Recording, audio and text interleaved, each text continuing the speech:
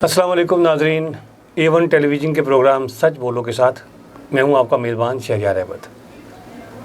آج میرے ساتھ راولپنڈی اسلام آباد کی معروف سیاسی، سماجی اور تجارتی شخصیت میاں شوکت مسعود صاحب حاضر ہیں۔ بہت شکریہ آپ کا میاں صاحب، آپ نے وقت نکالا۔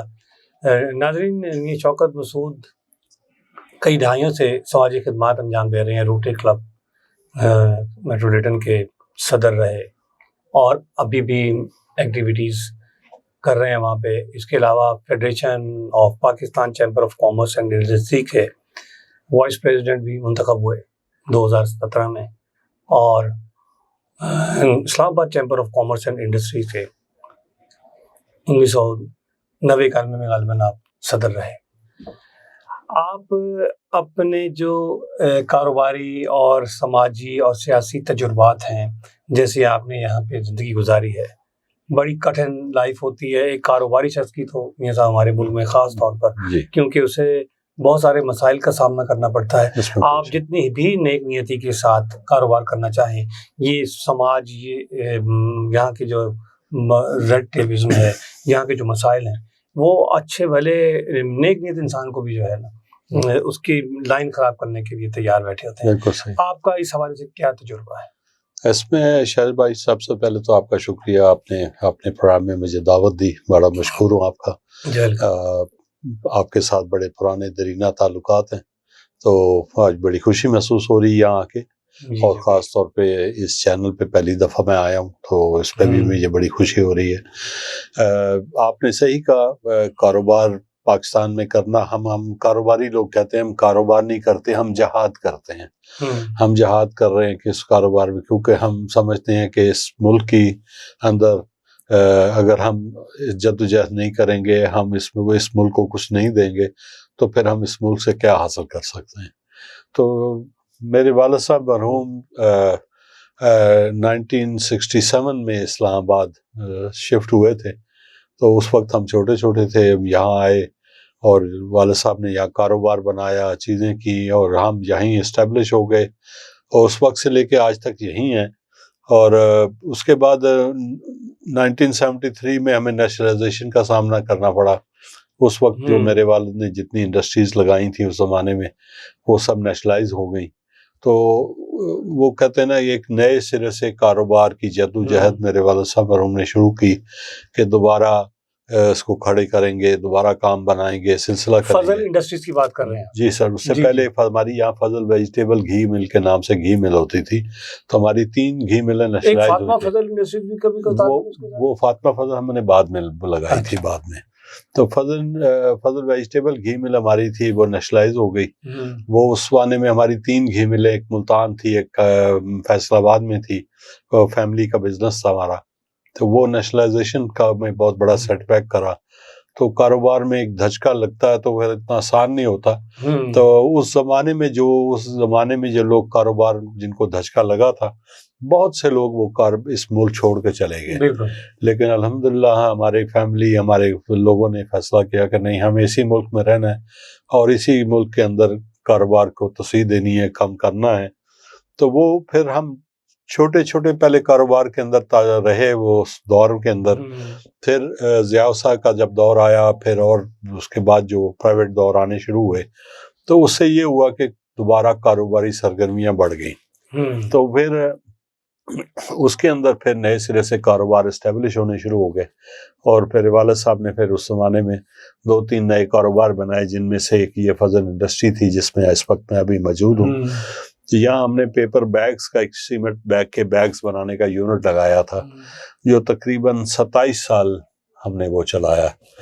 پھر وہ ایک وقت آ جاتا ہے جب وہ کاروبار کسی چیز کا نیچے اپ اینڈ ڈاؤن جیسے کاروبار میں ہوتا ہے، تو پھر اس میں بھی تھوڑا سا ڈاؤن فال آنا شروع ہوا۔ تو پھر ہم نے سوچا کہ ہم 3 بھائی ہیں، ہم نے سوچا کہ کیوں نہ کچھ اور سوچا جائے، پلان کیا جائے۔ تو پھر ہم نے وہ وائنڈ اپ کیا، اس کاروبار کو بند کیا۔ تو انسٹیڈ آف کہ مایوس ہوتے، ہم نے سوچا، ہم نے کہا نہیں، ہمیں نئی جدت کی طرف جانا ہے، نیا سلسلہ۔ یہ کوئی 2007 کی بات ہے، 2007 کی بات ہے، مشرف کے دور، 2007 میں ہم نے وہ کاروبار بند کر دیا، اور اس کے بعد ہم نے سوچا کہ اس کو نیا کام کرنا چاہیے. بیچ میں ہم کچھ ویئر ہاؤسنگ کا کام کرتے رہے. پھر ہمارے جو بچے پڑھنے گئے ہوئے تھے باہر ادھر ادھر, وہ سب جو کچھ پڑھ کے آنے لگے تو پتہ چلا وہ سب آج کل جو لیٹسٹ ہے, جو انفارمیشن ٹیکنالوجی کا دور ہے, آئی ٹی کا دور ہے. تو ہم نے سوچا کیوں نہ اس طرف ہمیں قدم بڑھانا چاہیے. تو پھر ہم نے کچھ 4-5 سال ہوئے ہیں, ہم نے یہ آئی ٹی کی طرف اپنا قدم بڑھا دیا. تو یہ سب یہ ایک بہت بڑا اسٹیپ نہیں تھا کہ ایک جگہ جو آپ 27 سال سے آپ کہہ رہے تھے آپ کا مارکیٹ میں نام بن چکا تھا, آپ نے کی انویسٹمنٹ تھی کروڑوں روپے کی, وہ اچانک ہی آپ نے وہ ایک چینج کیا, ایک پوری کی پوری فیلڈ چینج کی, تو اس میں کون سے آپ کو چیلنجز کا سامنا کرنا سر؟ وہ ڈیفینیٹلی ایک چیلنجز تو بہت سارے تھے. سب سے پہلی بات تو سرمایہ تھا, چیزیں تھیں کہ اس کو ہمیں ضرورت پڑتی ہے, کیونکہ ایک چیز کاروبار اچانک بند ہو جائے تو خرچے اخراجات اسی طرح چل رہے ہوتے ہیں, تو آپ کو کچھ کرنا ہوتا ہے. تو پھر وہ یہ تھا کہ ہم نے تھوڑی سی محنت اس پہ لگی ضرور. اور پھر جب ہم انفارمیشن ٹیکنالوجی کا فیصلہ کیا کہ یہاں سافٹ ویئر پارک بنایا جائے, جبکہ گورنمنٹ کے اندر 40 پلس سافٹ ویئر پارکس موجود تھے, لیکن پرائیویٹ سیکٹر میں کوئی سافٹ ویئر پارک نہیں تھا. تو ہم نے وہ درخواستیں دی منسٹری آف آئی ٹی میں, اس کے علاوہ یہاں ایک پاشا آرگنائزیشن ہے ان میں, اور اس کے علاوہ سی ڈی اے کے اندر, کیونکہ آپ کو پتہ ہے اسلام آباد میں کوئی کام بھی کرنا ہے نا تو سی ڈی اے سے منظوری لینی پڑتی. جی بالکل. تو جب ہم سی ڈی اے میں گئے اس کی منظوری لینے کے لیے, تو وہاں پہ ہمیں بہت ساری ڈیفیکلٹیز پیش آئیں. وہ کہتے تھے یہ کوئی کاروبار نہیں ہے, یہ کیا ہے, اس میں مینوفیکچر کیا ہوگا, اس میں مشینیں کون سی لگیں گی. تو ہمیں ان کو سمجھانے میں تقریباً 17-18 ماہ لگے کہ یہ بھی ایک کاروبار ہے اور اس میں ڈالر کی انکم آتی ہے, سافٹ ویئر بنا کے باہر ایکسپورٹ کیا جاتا ہے, تو اس کو آپ اجازت دیں اور اس کو ایک ریگولر بزنس کا درجہ دیں. تو وہ خیر الحمدللہ ہمیں وہ مل گیا. اور پھر ہمیں اسی سلسلے میں ہمیں پھر منسٹری آف آئی ٹی سے اور پاشا سے بڑی ہیلپ ملی. وہاں بہت اچھے, اس دوران جو سال کا یہ سفر ہے اس میں اخراجات علیحدہ ہوتے رہے, نقصانات اٹھانے پڑتے ہیں. وہ ٹائم تو لگا ہمیں, لیکن یہ کہ منسٹری آف آئی ٹی کے بہت اچھے لوگ تھے, پاشا میں بہت ہی اچھے لوگ بیٹھے ہوئے تھے جو بہت انہوں نے ہمیں گائیڈ لائن کی, ایک ایک سٹیپ پہ ہمیں بتایا کہ کیسے سافٹ ویئر پارک بنے گا. تو اس کا فائدہ یہ ہوا کہ وہ ہم اس کو سافٹ ویئر ہاؤس بنانے میں کامیاب ہو گئے. یہ لوکیشن آپ کی کہاں پہ؟ وہی جہاں پہ I-9 کے اندر, اور اس میں جہاں ہمارا پیپر سیک کا یونٹ تھا اسی جگہ کو ہم نے اس کو کنورٹ کر کے اس کو سافٹ ویئر ہاؤس میں اس کو کنورٹ کیا. آج الحمدللہ میرے پاس کافی ساری آئی ٹی کی کمپنیز کام کر رہی ہیں انڈر ون روف. ان کے اندر ہم نے ساری ان کو بیسک فیسلٹیز پرووائڈ کی ہیں, چیزیں کی ہیں, اور ایک اچھا انوائرمنٹ دیا ہے جہاں پہ جو بچے بچیاں اس پہ کام, کیونکہ آپ دیکھیں یہ لیبر انٹینسو انڈسٹری ہے. ہم اس کو بار بار کہتے ہیں اس سے بڑی انڈسٹری کوئی نہیں ہے کہ ہر کمپیوٹر کے پیچھے کسی ایک بچے نے یا بچی نے بیٹھنا ہے جنہوں نے کام کرنا ہے. تو یہ تو بچے زیادہ تر اس میں کام کرتے ہیں نا, ینگسٹرز ہیں اس میں. تو میں سمجھتا ہوں کہ یہ ہمیں ایک اچھی اس میں جدوجہد میں ہم شامل ہے. آج الحمدللہ وہ بڑا سکسیسفل چل رہا ہے یہ سارا. تو آپ یہ بتائیے گا کہ آپ نے جو نیشنلائزیشن کا ذکر کیا وہ تو بھٹو کے دور میں ہوا جی, اس کے بعد آپ نے ضیاء الحق کا دور بھی دیکھا, پھر سیاسی دور دیکھا بے نظیر کا, نواز شریف کا, پھر مشرف, اور یہ جو ایک سلسلہ چلتا رہا. آپ کیا سمجھتے ہیں کہ یہ کاروباری لوگوں کو, تاجروں کو خاص طور پر, اور فیکٹری آنرز کو آمریت کے دور میں سہولیتیں ملتی ہیں زیادہ یا کہ جمہوری دور میں زیادہ ملتی ہیں؟ دیکھیں میں پریشانی کا دور آپ کون سا سمجھتے ہیں؟ میں سمجھتا ہوں کہ کاروبار میں جتنے بھی آئے ہیں نا, چاہے کوئی بیوروکریٹس آیا ہے یا ڈیموکریٹس آئے ہیں یا اس طرح کے بزنس کم آئے ہیں یا ہمارے یہ فوجی حضرات جنہوں نے کیا, جیسے ضیاء کا دور تھا, مشرف کا دور تھا, تو کوئی بھی دور ہو, میں تو یہاں تک سمجھتا ہوں کہ سب کام ہمیں خود ہی کرنا ہے. ہمیں کسی حکومت سے کوئی سپورٹ نہیں ملتی کاروبار کرنے کی. بجٹ میں ہم تجاویزیں دیتے رہتے ہیں, وہ ہماری تجاویز سنتے ہیں, ڈسٹ بن میں ڈال دیتے ہیں. وہ کبھی ہماری تجاویزوں پہ عمل نہیں, وہ اپنوں نے, کیونکہ اپنے انہوں نے سسٹم میں چلنا ہوتا ہے, ان کی اپنی مجبوریاں ہوتی ہیں, انہوں نے ٹیکس لیا ہے, قرضے لیے ہوتے ہیں, واپس دینا ہوتا ہے, تو وہ انہوں نے ٹیکس لگانے بھی ہیں, وصول بھی کرنے ہیں, چیزیں بھی کرنی ہیں, تو ہم اس طرف دیکھتے ہی نہیں ہیں. ٹھیک ہے. تو ہم نے تو یہ دیکھا کہ ہر دور میں بزنس مین کو اپنی ہی ہمت کرنی پڑتی ہے، خود ہی کوشش کرنا پڑتا ہے کہ کیسے سروائیو کرنا ہے اور خود آگے بڑھنے کا سوچنا یہ جو حکومتی ادارے ہوتے ہیں یہ آپ پروموٹ کرنے کے لیے تعاون نہیں کر رہے سر، نہیں کوئی ایسی بلکہ رکاوٹیں پیدا کی جاتی ہیں. میں نہیں سمجھتا ہوں کہ حکومت ہمیں کسی بھی سٹیج پہ کسی بھی وقت کوئی ایسا سپورٹ دیتی ہے جس سے کہ ہمارا کاروبار چلے. جیسے میں مثال دیتا ہوں کہ میرا پیپر سیک کا کاروبار بند ہو گیا 27 سال چلنے کے بعد. میں کروڑوں روپے کی کسٹم ڈیوٹی دیتا تھا، سیل ٹیکس دیتا تھا، انکم ٹیکس دیتا تھا. جب وہ بند ہو گیا تو مجھے تو کوئی ایک بندہ بھی پوچھنے نہیں آیا کہ کیا ہوا تمہارے ساتھ، کیوں بند ہو گیا، یہ اتنا کروڑوں روپے ہمیں تم دیتے تھے اچانک بند ہو گیا دینا. تو وہی کوئی تو آتا ہے ہمارے سے پوچھنے. اداروں کو دلچسپی نہیں ہے اس بات سے، اداروں کو کوئی فرق نہیں پڑا کہ ہمارا کاروبار بند ہو گیا. تو اس لیے حالانکہ یہ میں سمجھتا ہوں کہ یہ حکومت کا تو یہ بیڑا ہونا چاہیے کہ ان کی نظر ہونی چاہیے. اگر آپ کی فیکٹری کسی بیرون ملک ہوتی تو حکومتی ادارے ہل جاتے کہ یار یہ فیکٹری بند ہو رہی ہے، لوگ سر اگر سپوز میں 15-20 کروڑ روپے کا ٹیکس دیتا تھا یا کسٹم ڈیوٹی دیتا تھا، اچانک اس کسٹم ڈیوٹی میری بند ہو گئی ہے تو کسٹم والوں کسی کو تو آنا چاہیے نا میرے سے پوچھنے کے لیے کہ بھائی یہ کیا ہوا ہے، انسٹیڈ کہ مجھے ہر سال ایک نوٹس بھیج دیں کہ بھائی آؤ ذرا اپنے کتابیں لے آؤ، چیزیں لے آؤ، لے آؤ. اس کے بجائے کوئی ہیلپ آؤٹ نہیں ہوتی. یہ تو بہت ایک کٹھن سفر ہوتا ہے. آپ مجھے یہ بتائیے کہ ہر شخص جو ہے جہاں پہ بھی کام کر رہا ہے اس کو دوسرا لگتا ہے کہ وہ دوسرا اس سے زیادہ بہتر ہے. آپ کو نہیں کبھی ایسا محسوس ہوا کہ جتنی جدوجہد آپ نے یہاں کی ہے، آپ بھی کہیں کسی دفتر میں بیٹھے ہوتے ہیں، اتنا کاروبار میں اپنے آپ کو اذیتیں نہ دیتے قوم کے لیے؟ آپ نے بڑی ہمت کی ہے میاں صاحب. نیشنلائزیشن کے بعد بھی ایک میاں شریف کی فیملی ہے، ایک ہم آپ کو جانتے ہیں میاں شوکت، کہ وہ آپ لوگوں نے ہمت نہیں ہاری اور چلتے رہے. الحمدللہ. اب دیکھیں بات ساری پھر وہی آ جاتی ہے نا. میں نے جب شروع میں کہا نا ہم جہاد کر رہے ہیں، تو جہاد میں تو پھر ایسی چیزیں ہوتی ہیں. تو ہم جہاد میں ہم سمجھتے ہیں کہ اس ملک کو اگر بچانا ہے، اس کو آگے لے جانا ہے تو کاروبار کو تو بڑھانا ہوگا. اور کاروبار الحمدللہ پہلے سے اب آج کل جیسے حالات بہت اچھے ہو گئے ہیں، بہتری کی طرف آ رہے ہیں اور کافی اچھی انوائرمنٹ ہوئی ہے کاروبار کی. کافی چیزیں ہمیں یعنی سپورٹ بھی مل رہی ہے اس طرح کی کہ جس سے کہ ہم سمجھتے ہیں کہ کاروبار میں آگے بڑھنے کے چانسز آ رہے ہیں. کچھ چیزیں گورنمنٹ نے سننی بھی شروع کر دی ہیں، جیسے ابھی ریسنٹ کے جو بجٹ آیا آپ نے دیکھا، اس میں کوئی بہتری ہے. اس میں انہوں نے جیسے فاٹا کے اوپر انہوں نے اس دفعہ 10% کا ٹیکس لگایا ہے، سیل ٹیکس لگا دیا ہے، اور گریجولی انہوں نے کہا ہے اگلے 3-4 سال میں اس کو بڑھا کے اس لیول پہ لے آئیں گے جو پورے ملک میں جیسا ٹیکس چل رہا ہے. تو یہ چیزیں ہم عرصے سے ان کے ذمہ لا رہے تھے کہ بھئی کنٹری ود ان کنٹری والا قانون نہ بناؤ کہ اس ایک ہی ملک کے اندر ایک ایسا علاقہ آپ نے قانون بنا دیے جہاں سب کچھ فری ہے، ڈیوٹی فری ہے، ٹیکس فری ہے، کسی قسم کا کوئی نہیں ہے. تو ساری دنیا تو اٹھ کے وہاں جا کے کاروبار نہیں کر سکتی.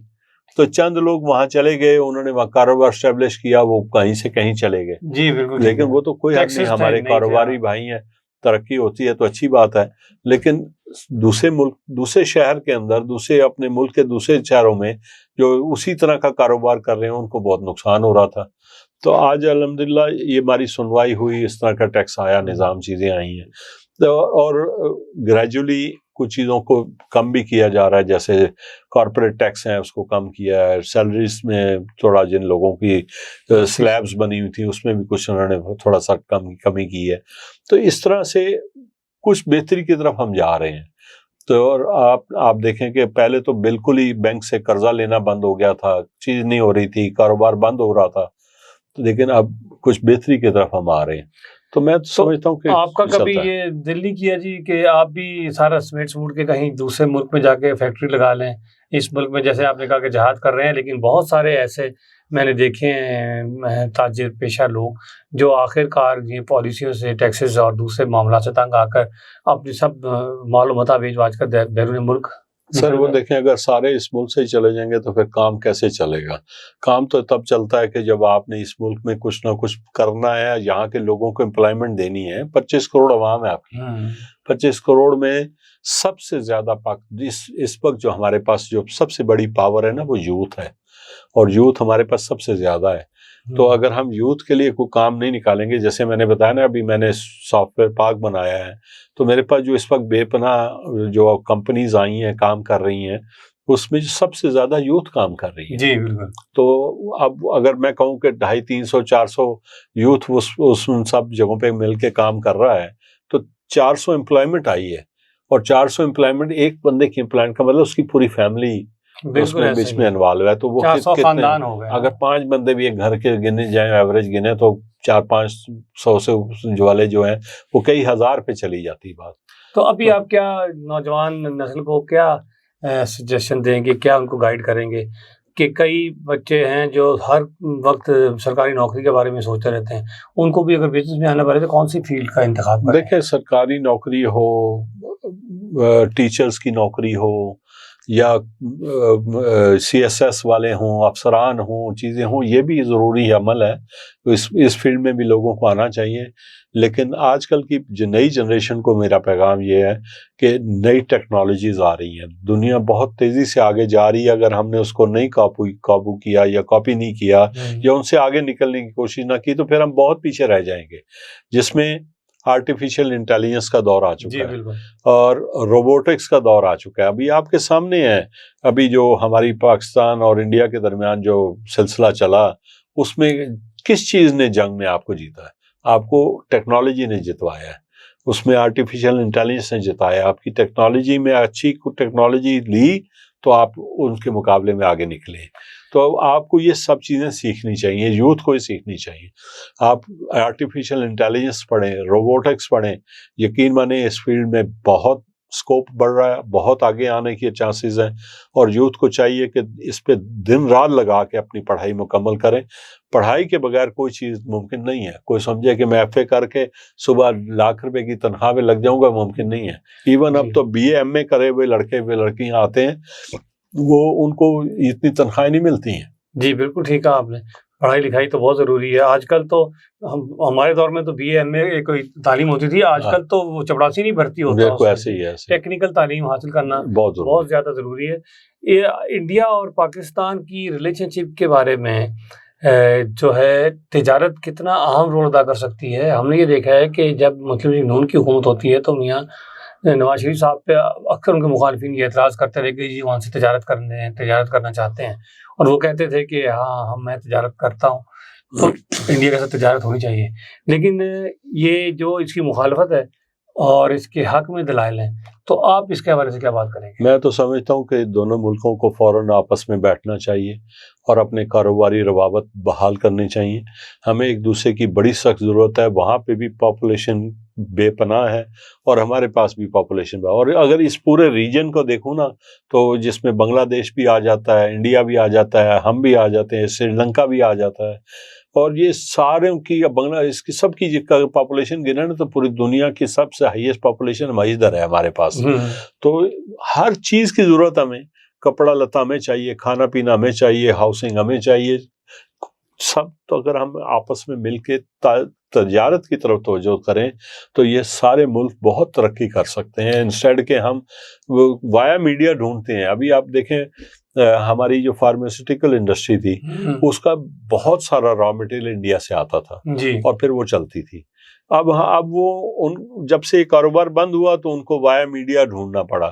کبھی وہ وایا دبئی سامان لیتے ہیں, کبھی کہیں اور سے لیتے ہیں, کسی دوسرے ملکوں سے لیتے ہیں. سب کے لیے بڑھ گئی ہیں. اسی طرح آپ دیکھیں ہمارا بھی ٹیکسٹائل ہے, ان کے پاس بھی ٹیکسٹائل ہے, اور ہماری زمینیں ایک دوسرے کے ساتھ ملتی جلتی ہیں تو ایک جیسی صنعتیں ہوتی ہیں. تو اگر ادھر شارٹ ہو تو ہم منگا لیتے ہیں, ہمارے پاس شارٹ ہوتا تھا, ان کے پاس شارٹ ہوتا تھا تو وہ ہم سے منگا لیتے تھے. تو یہ میں سمجھتا ہوں کہ تجارت جو ہے دونوں ملکوں کے حق میں بہتر ہی ہے, انسٹیڈ آف کہ ہم لڑتے جھگڑتے رہیں.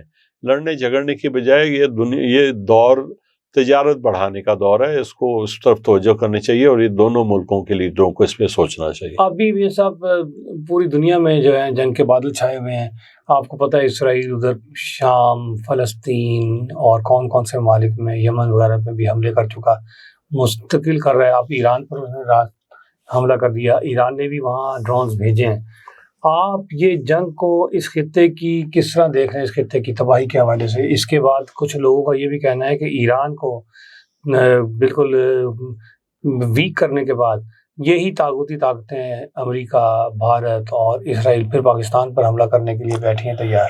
دیکھیں میں تو نہیں سمجھتا، خیر اب پاکستان کے اوپر انشاءاللہ کوئی بھی اس طرح میلی نگاہ دیکھے گا جو کچھ ہوا ہے ابھی ریسنٹ میں، ہماری آرمی نے، ہماری ایئر فورس نے بڑا بہترین کردار ادا کیا ہے اس میں، اور میں سمجھتا ہوں کہ اس میں اور بھی ہمیں بہتری لانے کی ضرورت ہے، اور بھی ٹیکنالوجی بہتر کرنے کی ضرورت ہے، لیکن ڈیفینیٹلی اس خطے میں جب کبھی بھی کوئی جنگ ہوگی، کوئی سلسلہ ہوگا، تو اس کا ڈائریکٹ انڈائریکٹ اثر ہماری اکانومی پر آئے گا، تو ہمیں وہ تو بڑھ گیا، اس طرف تو ہمیں سوچنا چاہیے، اور جو بھی اس وقت طاقتیں اس طرح کے قدم اٹھا رہی ہیں، میرا خیال ہے کہ ان کو بھی یہ سوچنا چاہیے کہ وہ اپنے ملک کے لیے کیا کر رہے ہیں، کسی کو مار کر کیا وہ اپنے ملک میں بہت ہائی کھانا پینا دے رہے ہیں یا بہت اچھی لائف سٹائل گزار رہے ہیں؟ میرا خیال ہے وہ بھی جو قومیں جنگ میں ہوتی ہیں وہ برے حالات میں گزار رہی ہوتی ہیں، جیتنے والی بھی نقصان اٹھاتی ہے، اور اس میں جیتتا کوئی نہیں ہے، اس میں انسانیت ہارتی ہے، دونوں نقصان اٹھاتے ہیں، تو اس کے لیے اس پہ سوچنا چاہیے۔ ڈیفینیٹلی یہ جو جنگ ہو کا سائے ہیں ہمارے، یہ اس میں ہمیں تھوڑا سا نقصان تو ہو رہا ہے اکانومی کا اس میں۔ جی بہت شکریہ شکر مسعود صاحب، آپ ہمارے پروگرام میں تشریف لائے۔ Thank you very much. ناظرین آپ دیکھ رہے تھے پروگرام سچ بولو A1 ٹیلی ویژن سے، فی الوقت اتنا ہی، اللہ حافظ۔